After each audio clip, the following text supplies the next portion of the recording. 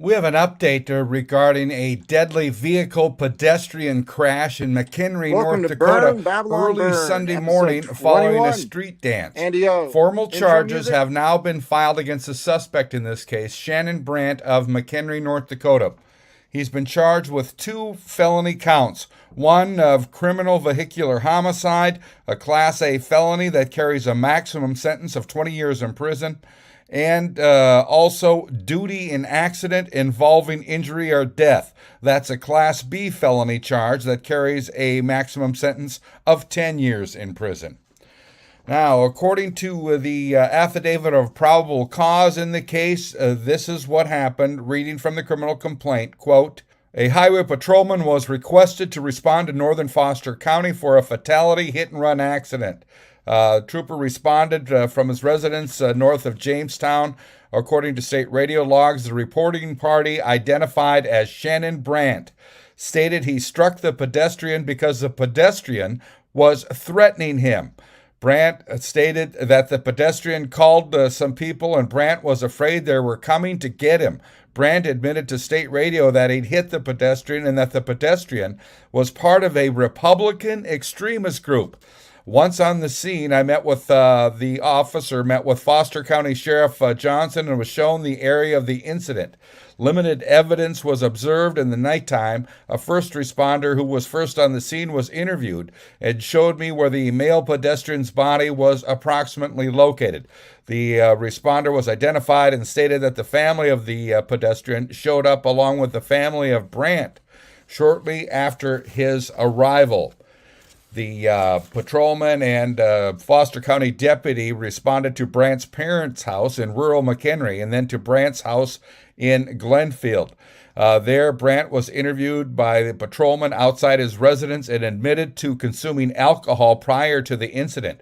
Brandt admitted to striking the pedestrian with his car because he had a political argument with the pedestrian and believed the pedestrian was calling people to come get him. Brandt admitted to leaving the scene of the incident and returning shortly after, where he called 911. Brandt did not remain on the scene until law enforcement arrived and ultimately returned to his residence. Brandt was placed under arrest for DUI and transported to the Stutsman County Jail. Brandt was advised of his Miranda rights and implied consent advisory. Brandt consented to a chemical breath test. The results of the chemical breath test were above the legal limit of .08. The complaint also goes on to say the victim in this called his mother and she was on her way to get him from McHenry. A short time later, the victim called again and stated he or they were chasing him. After this, the mother could not reach the victim. I'm Neil Carlson reporting for iNews.tv. Welcome to Burn Babylon Burn. This is not a news show. It's an opinion show. We encourage you to do your own research. We do not give financial, legal, medical, or any kind of advice. Now enjoy the show.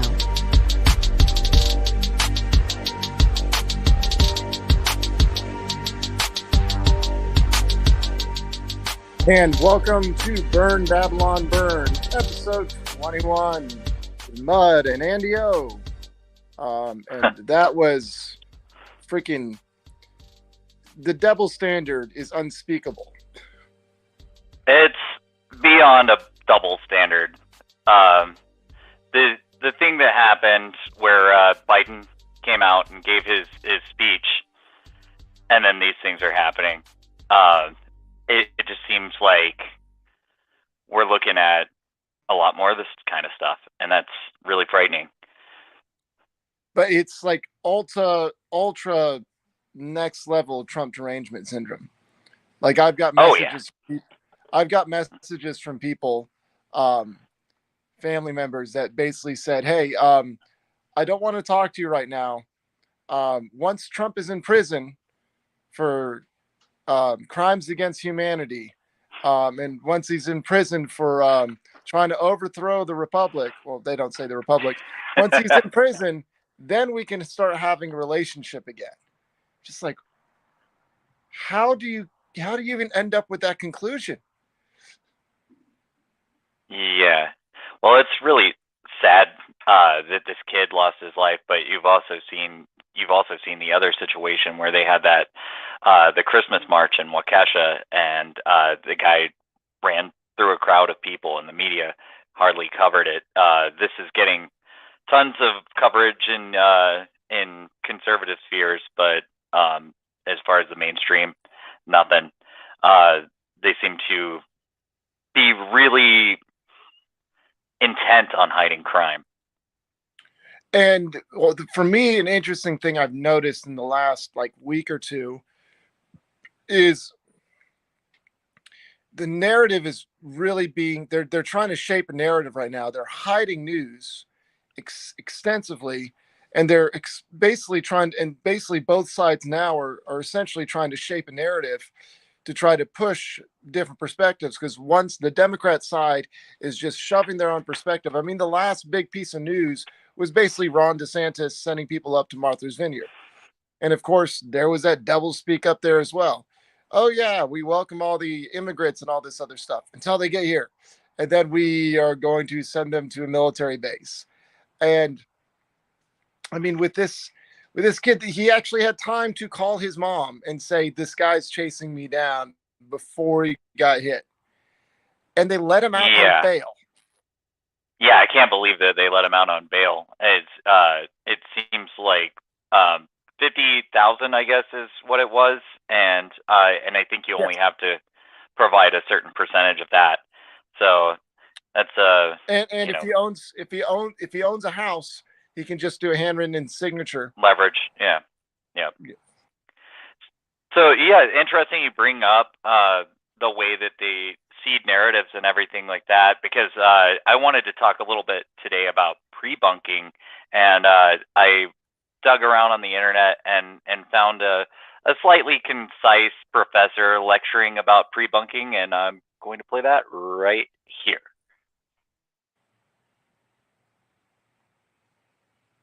The one thing I want to talk about here in just a couple of minutes is to talk about something that we call prebunking or inoculation.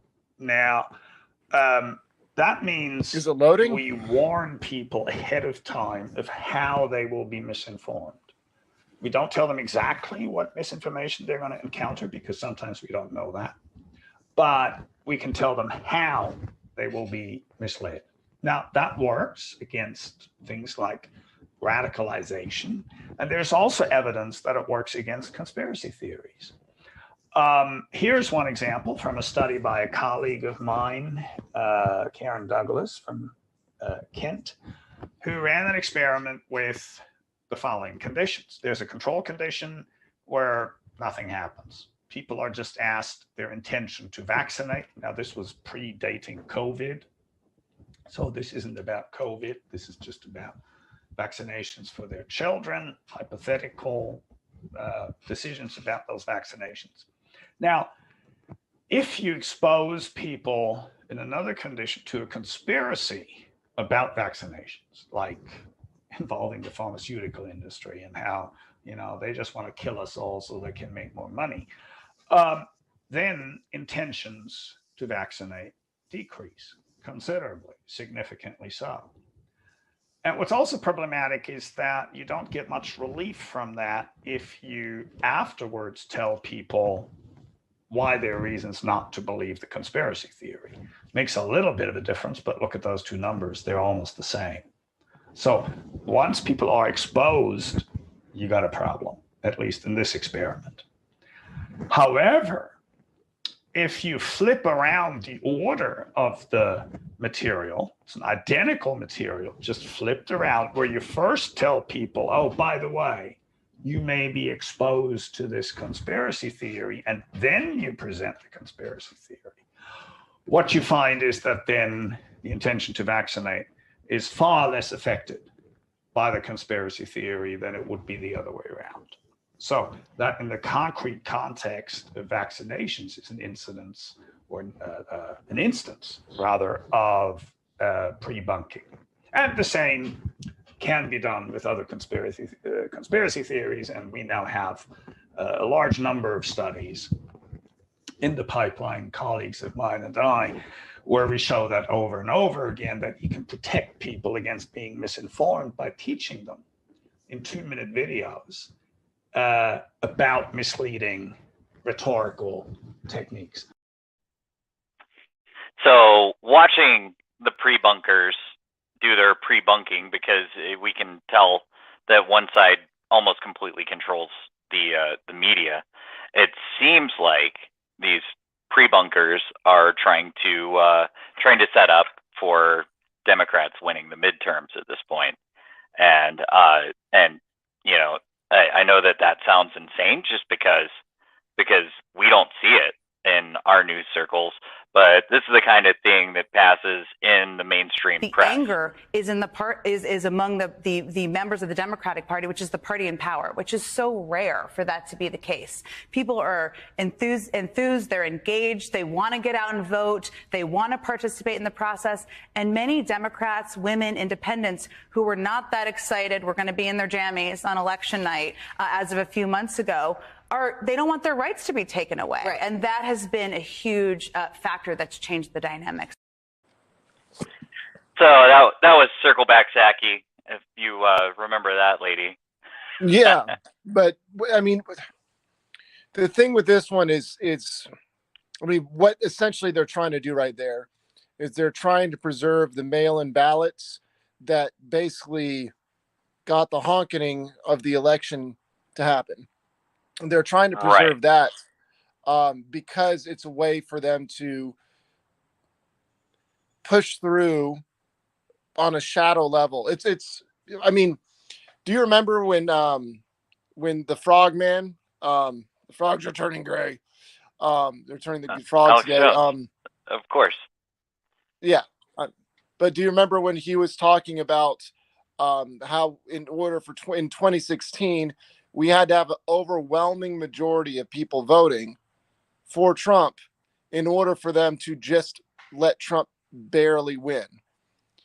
Like basically, that's essentially this is a way for them to try to get in under the wire. This is a way for them to basically create votes out of nothing with the mail-in balloting. So that's going to be interesting. And I think that's another reason that they will always harp on the popular vote, because it's a lot easier for them to get the popular vote because they can just cram stuff through in the big cities and nobody's really going to question where the extra votes come from in the big cities.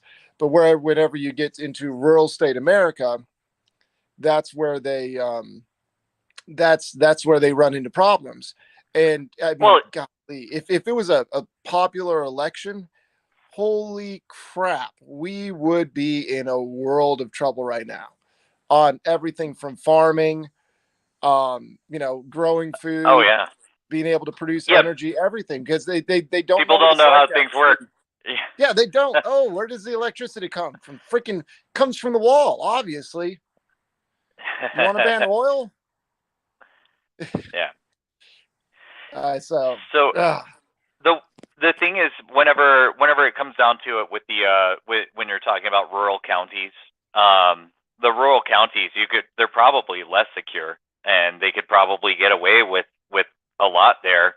But the thing is, the neighborhood's going to recognize it, so people are going to be like, that doesn't seem right. It can't seem right in a lot of neighborhoods, but you only get that insulation so much.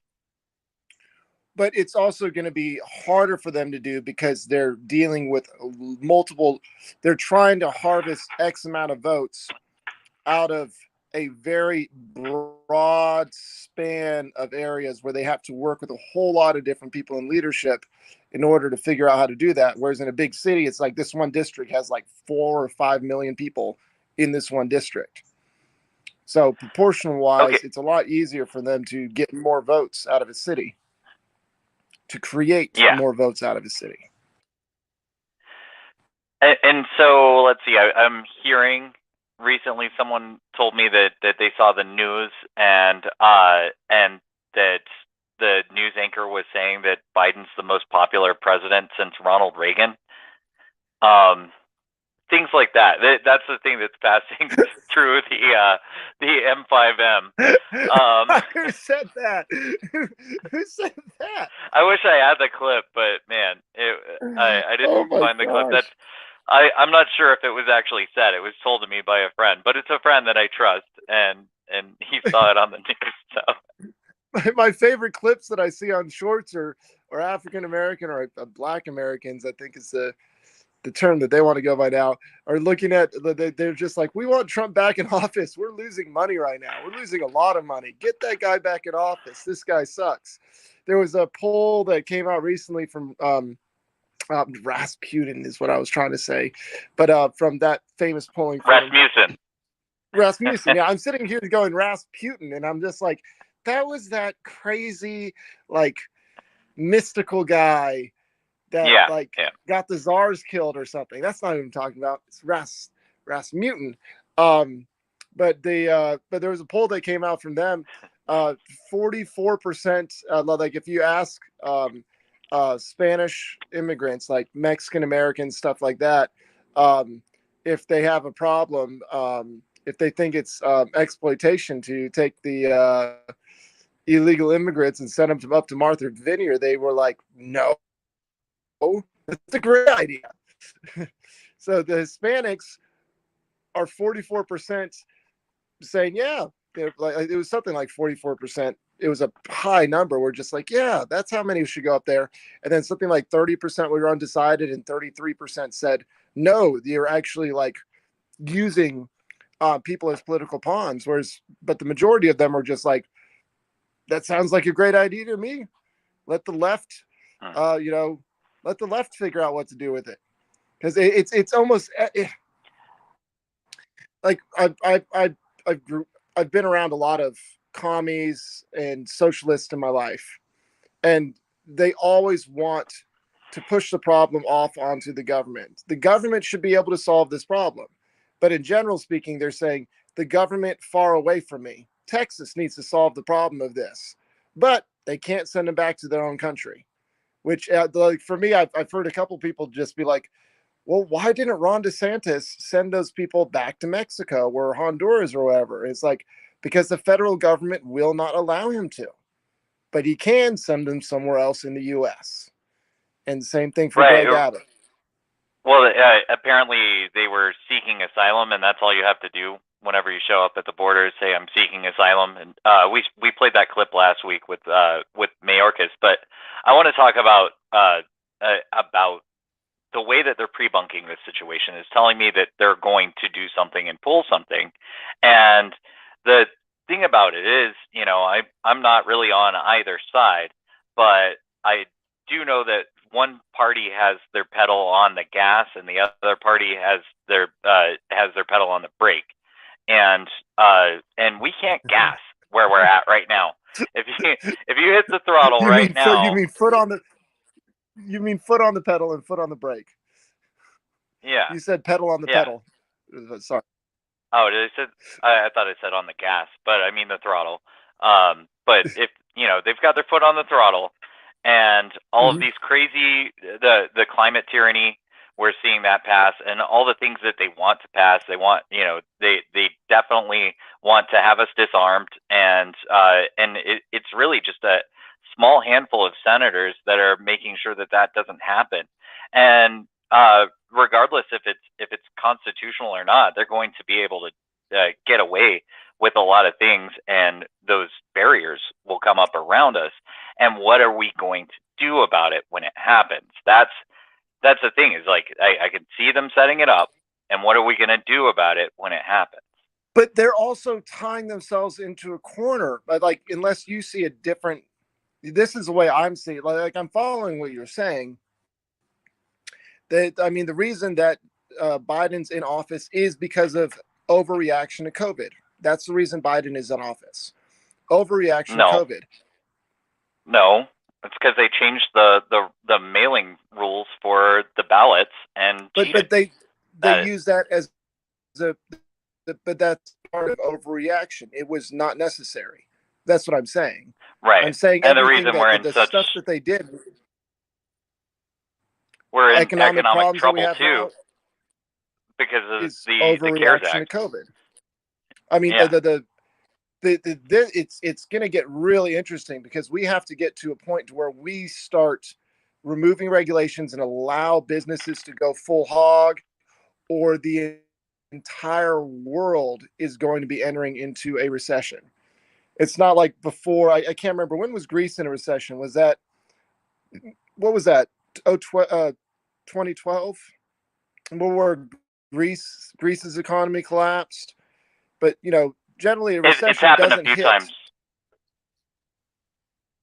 Yeah, but it generally doesn't always everything all the time at the same time. But we're starting to see the signs of that, but the people in power want to desperately hold on to power, and ties back to something I harp on all the time, because they don't know how to create, they just know how to manage, and they manage poorly at that. And so the only thing that I think they have left to pull out of their hat, I don't think they could try pulling COVID again. They're not going to be able to pull the wool over our eyes again on that one. They blew their shot, and they released the Kraken, or whatever they did. They threw out their heaviest hand to get Trump out of office, and now I think the only thing they have left to do is figure out a way to get a world war started. It's like the actual kinetic war where we have feet on the ground. I don't see anything else they can try. That's the only thing. They're setting it up. They're definitely setting it up. It seems like they're trying to accelerate to their agenda, which is Agenda 2030, which you can find out all the details on it. A lot of people have been covering what the World Economic Forum and Klaus Schwab is up to.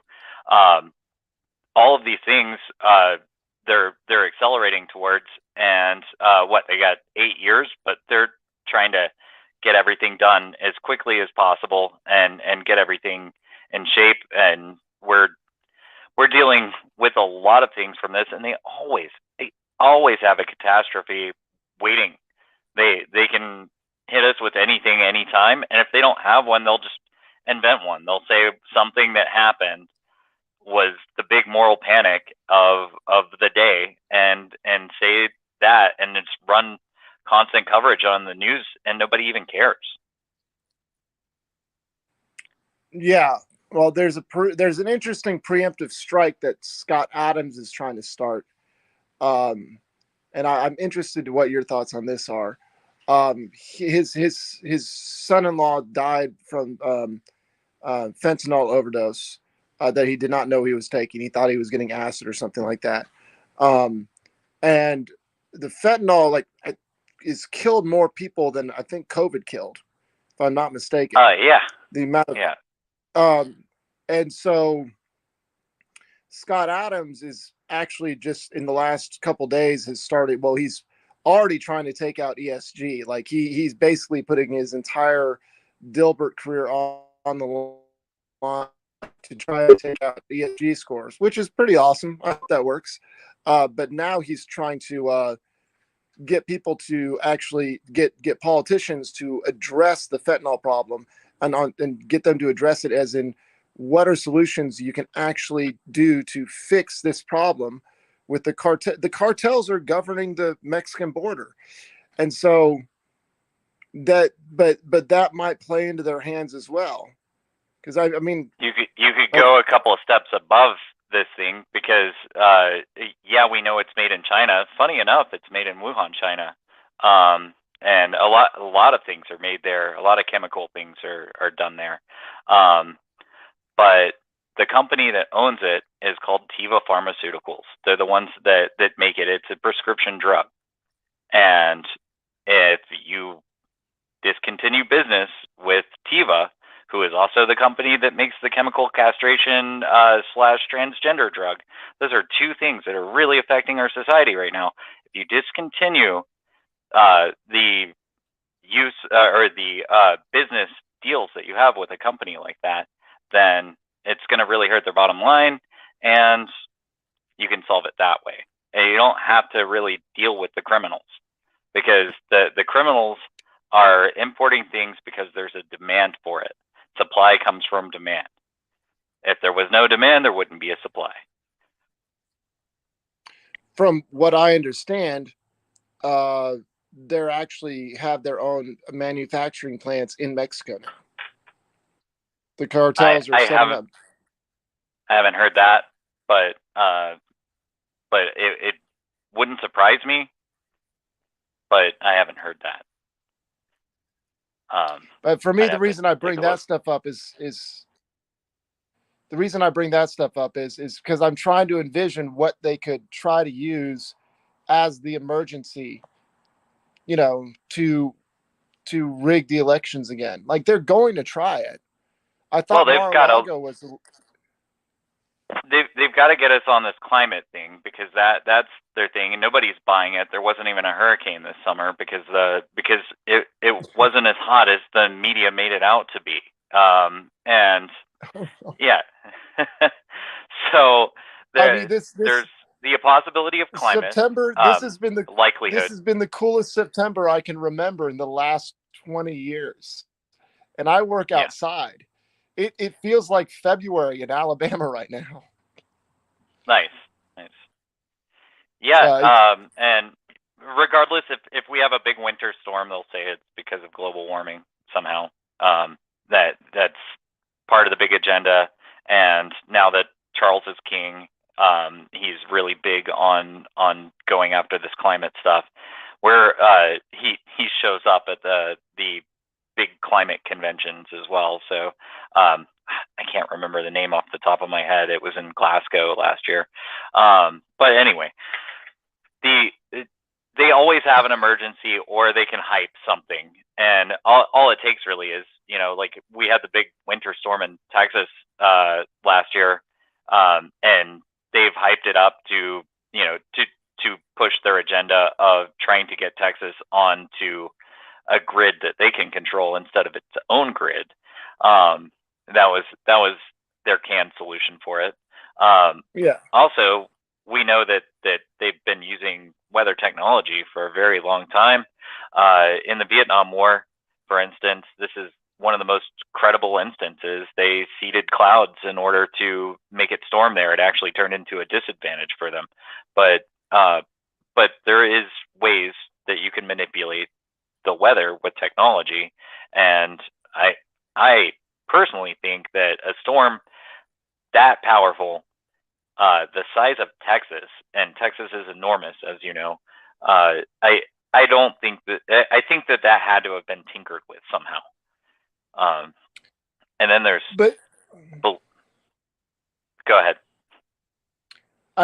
For me, part of my thing is still Trump did a good job at getting the Republican Party out of the war hawk business.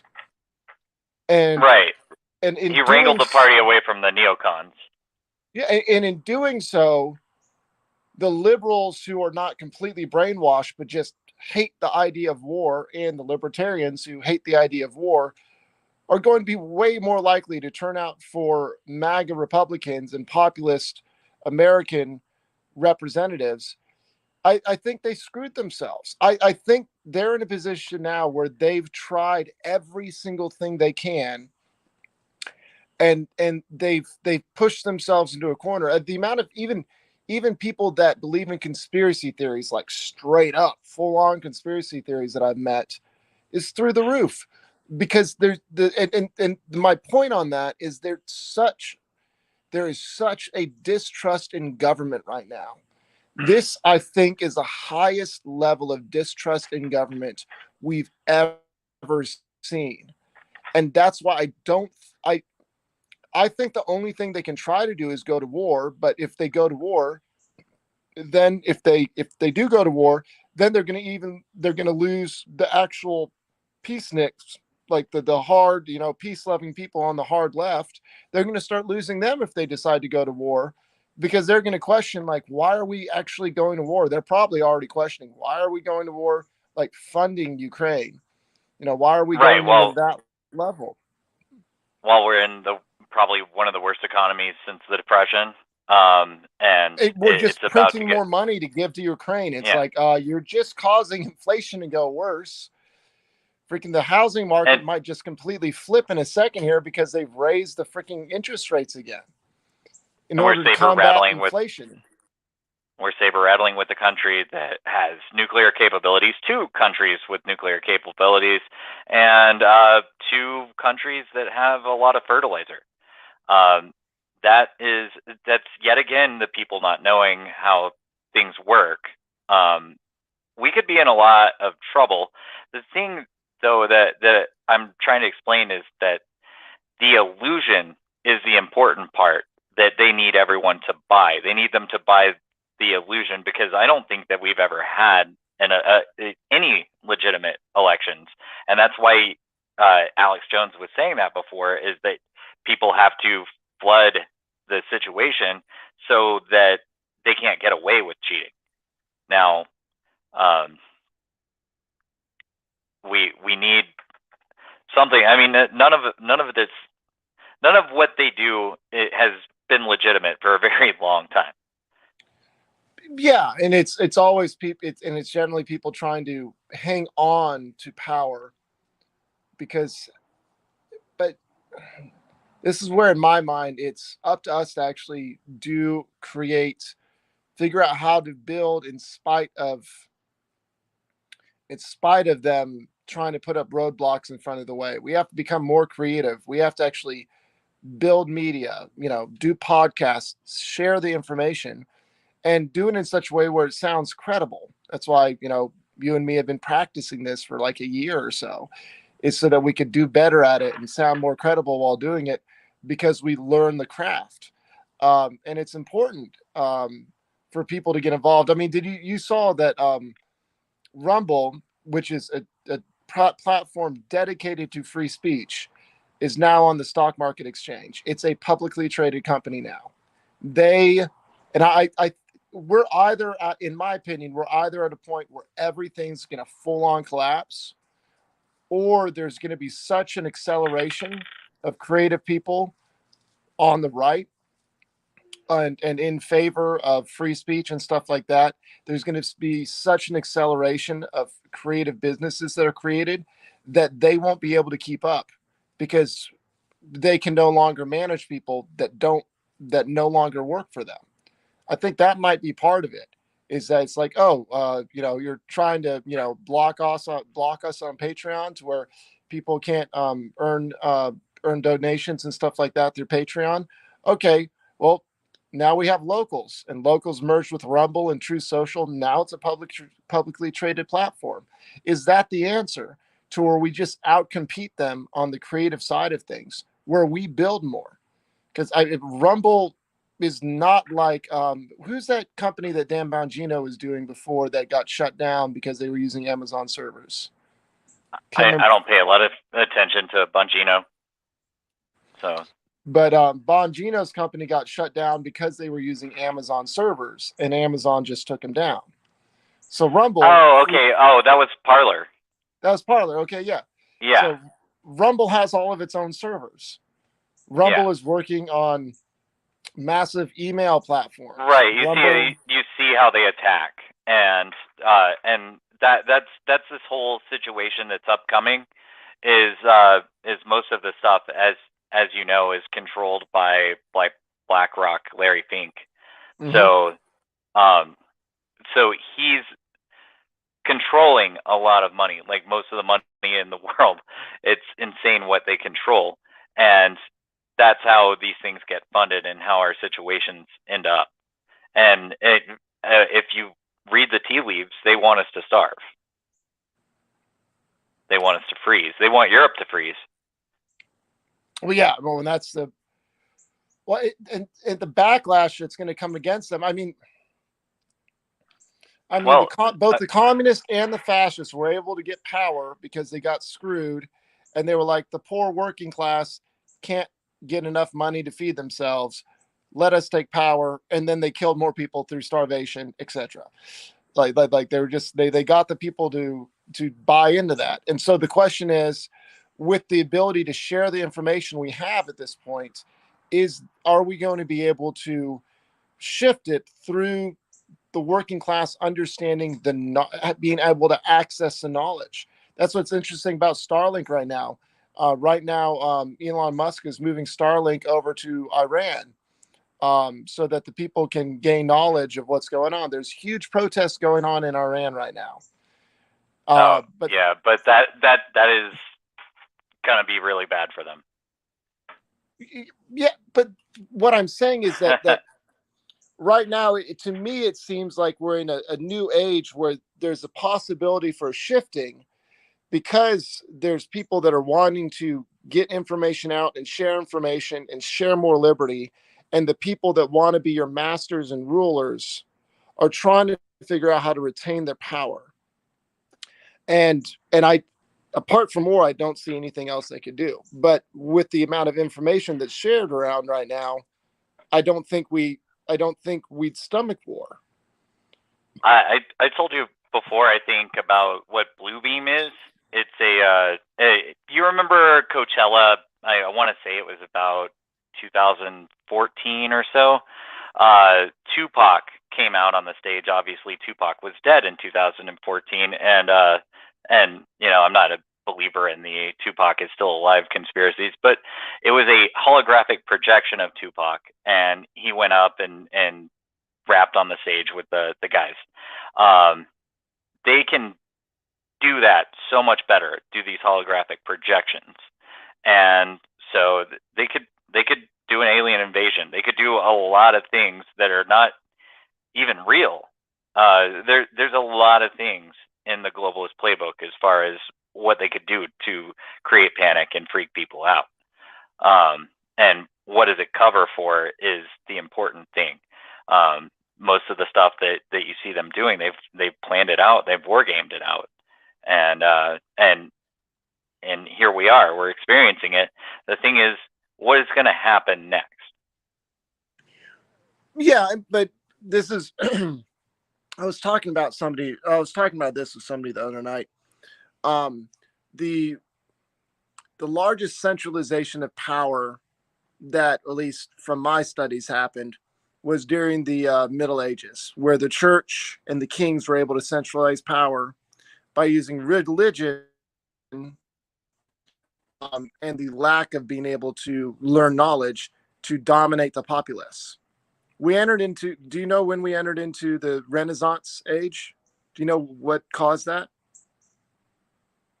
The Gutenberg press. Yes, and not just the press, but the fact that at the same time the press happened, Martin Luther also nailed the 99 thesis up on the wall, or 95 thesis up on the wall of the church. Right. It was a time whenever all of the knowledge, all of the books were kept away from most people. Corbett just did a really awesome documentary on the history of media, and I encourage you to go to CorbettReport.com to check it out. It starts with the Gutenberg press, in fact. Yeah, but in congruence with that, it has a very large tie to people being able to not being told what to believe in, but rather being taught how to read what their religion was. I mean, the idea of schooling for everybody is tied back to Martin Luther, the reformer, because he wanted everybody to be able to read the Bible in their own language. And that was the start of the Renaissance. And if you see, whenever tyrannical regimes take place, they try to restrict learning and try to restrict freedom of speech. And I think right now we're in an age where we're either going to break the back of the regime that's trying to tie us down again and remove our ability to have free access to knowledge, or we're either going to break their back or they're going to win. Like there was a huge propaganda wave to try to boost Ukraine. Somebody started something that the Russians were leaving Russia to Finland on a massive level. And they took outdated photos during some tourist season or something like that, and tried to. I think one was from a festival. It was from a music festival, in fact. Yeah, but that was debunked in 2 hours. The Finnish people were like, "Oh no!" They looked out their window, and because we actually can see live streams from the Finnish people, they were like, "Oh yeah, that's completely BS. This is straight propaganda." I think the education system that came from that, it may have been a mistake. You know, look at what's happened to public education. It's become an indoctrination center. But that's exactly what they always do. They co-opt the system. They co-opted the system instead of teaching you how to think. Especially, what was it, in the 1800s during the Industrial Revolution? They turned schools into factories to teach kids how to work for someone else. From what I hear, used to be a place that schools used to be amazing. That they used to be the normal school in most places was incredible, and then whenever communism got a hold of it, we got what we have now. Now we have creatures coming out with fake breasts and all kinds of ridiculous things happening in these places. Well, my high school didn't have a wood shop, you know, but the best thing I could find in my high school was the tech classroom, where I learned more in tech class than I did in anything else in high school. And so but now, like, taking wood shop working out of school completely dumbs down the population, but it also takes away one of the skills that you can make a ton of money with without having a lot of investment. Like, I have an $8,000 contract to remodel a Section 8 house. It's going to take me 2 to 4 weeks. And I'm able to do that because I intentionally focused on learning how to build houses for the last year. And I have a background in that as well, from childhood. But I had to self-teach, whereas before you actually learned what I've learned in the last year. I would have learned that in high school 30 years ago. Yeah. But they let's see. So we have the same T-shirt on. Your screen is off right now, but we have the same T-shirt on. Tell everyone that's listening about this shirt. Yours is a mess. Mine is definitely a mess, but I have another one that's in perfect condition. Okay, good. But I just got paint on it at one point, and then so I just decided it was a work shirt. But the shirt is me and here's the backside. The company is the backside is my favorite part. I don't know if I can get a good angle, but it's a decent resolution. Oh, okay, good. But okay. but the shirt, it's the all-seeing eye that's on the dollar bill flipped upside down with a sword going through the eye, and the eye's dead.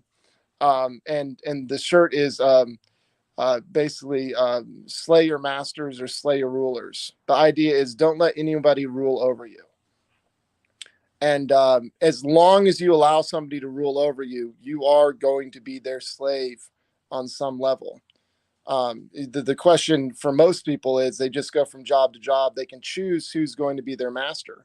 But I think in this time and age, it's really important, especially if we're facing a recession, to branch out and actually learn different skill sets. Learn a talent stack is what Scott Adam calls it. And a talent stack is there's something that you're good at, that maybe that's what you do for work, and you figure out other things to complement that. If you're in sales, learning to speak in public is a good addition to that because you're building on top of a talent that you already have. Being able to figure out how to write, like blogging and stuff like that, or do podcasts, that's very important. If you like working with your hands, it's probably a smart idea for everybody to figure out how to garden right now so that you can actually have food if the masters are able to keep their control. Because right now I think they're facing the hardest fight of their lives in the last couple centuries, probably since the Revolutionary War. The masters are scared as hell at the moment, and they're going to try to do something to keep this next election from shifting away from them and shifting power away from them. So okay, so we know that they're going to do that, but we don't we don't know what's going to be done about it. I don't think anything's going to be done about it. And we've got these psychopaths that are, you know, doing. I mean, they've gone beyond ridiculous at this point. And it won't be long before we're being fed crickets. So, what are we going to do about it? What is going to happen? Well, if they're going to start feeding us crickets, you and me need to start a cricket farm so we can make enough money to where we own cows, and then you have to adapt to the. Always be willing to adapt. Start a cricket farm, and then you feed the crickets to chickens, and there we go. Profit. There you go. Yeah, they have been going after a lot of egg farms lately. That's actually a really great idea, because you could probably, oh man, if they push it this hard, get all the grants for the cricket farming. Yeah, exactly. Yeah, get a grant and just for the feed them all to chickens. Yeah, exactly. That would be freaking hilarious. Oh, that would be so good. But you have to set aside a certain portion of the crickets to be like, you know, turned into flour for cricket flour or something like that, so you can make cricket bread. No, that shouldn't exist. No cricket bread should exist anywhere. Tell them how to get the shirt. It's on how do you promote your company, your t-shirt company? It's BaldwinTradingCompany.com. Okay, cool. All right, and I have something to promote too. I just put out an episode of the Doom Kitchen yesterday. I'm trying to get them out usually a day before this, sometimes 2 days before. Both of them kind of toward the end of the week. And yesterday I talked to my Aunt Laura, and it was great. And did you have anything else before I jam the music? No, not really. I just all right. That's basically it on my end. For me, the main theme is still, you, in order to stay ahead of the class that wants to manage your life, you have to learn how to build and create something for yourself. As long as you're able to learn, build, and create, you can stay ahead of those who just want to manage your life for you.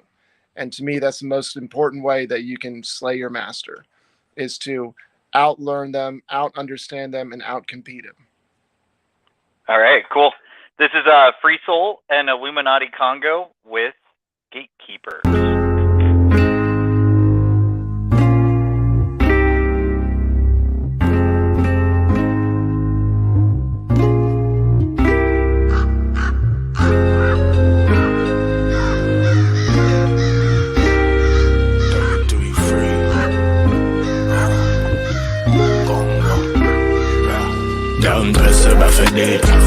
Now you bing it, extendo clip, fire at them head till it's empty. Them sentry, send forgive me with the forced entry. Snipe them off one by one, no Wesley. Dashing on them like the Autobahn. Run them out like the battle at Ottawa. Ashes to ashes, half up on the fascists. All I know about ratchet is busting these ratchets. Swing machetes, hatchets and axes. Turn around the axis, I'm on that nat shit.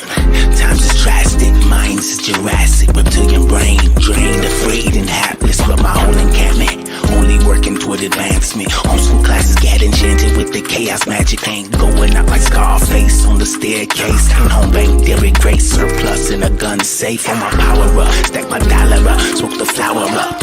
Sipping Irish moss in the sour sop, no caveats. Carry on in my chariot, green paradigm, paraglocks, laser beam on top. Let the cannon blow, it's like the Alamo, pack the calico. Classical conductor, all natural motherfucker. Got brown from the cupboard, all clowns taking cover. Rock the crown on the upper hammer, sound clap, thunder. And let the last showers rain upon them. We be the gatekeepers, the most high sent. Yeah, to exterminate all of this evil. And until the day my art is restored, we them frontline soldiers, posted with the swords. Indigenous, more to the core. We gon' take them boys to war. Yeah. Now you bing it, extendo clip, fire at them head till it's empty. Them sentries, and forgive me with the forced entry. Snipe them off one by one, no Wesley. Dashing on them like the Autobahn. Run them out like the battle at Ottawa. Ashes to ashes, half up on the fascists. All I know about ratchet is busting these ratchets. With this carbine, I'ma raise the caliber. Aim down the sights and erase my challenges. I'm stone cold, so these snakes won't rattle us. The free souls brought the battle to Babylon. My people breaking out them chains, remembering their names and healing from being placed as shadow, It's time to rise above the pain and baggage, Now we just need a bigger boat to paddle us through the deep water, trying to stay afloat. Monsoons and tidal waves crashing on the coast. The sands of time about to pass us the torch, and I'll illuminate the path so we can jump up off the porch and proceed to shift the paradigm. Unlike the power buried deep between your pair of eyes, piercing through the veil of this hell. You will need more than some armor placed to counteract these shells. I ain't settling for jail. For Joe Biden and Hillary Clinton, I got a round from out this clip for every kid that went missing. I heard you got a taste for pizza, shit my niggas deliver.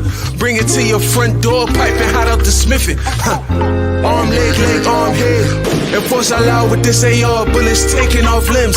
Still told to their neck when I'm rocking them Timbs. Exposed to wicked to these pedophiles to pay for their sins. Goddamn. Now you're bingy, extendo clip, fire at them head till it's empty. Them sentries and forget me with the forced entry. Snipe them off one by one, no Wesley. Dashing on them like the Autobahn. Run them out like the battle at Ottawa. Ashes to ashes, half up on the fascists. All I know about ratchet is busting these ratchets. And let the last showers rain upon them. We be the gatekeepers, the Most High said. To exterminate all of this evil. And until the day my eye is restored, we them frontline soldiers, posted with the swords. Indigenous, more to the core. We gon' take them boys to war. Yeah.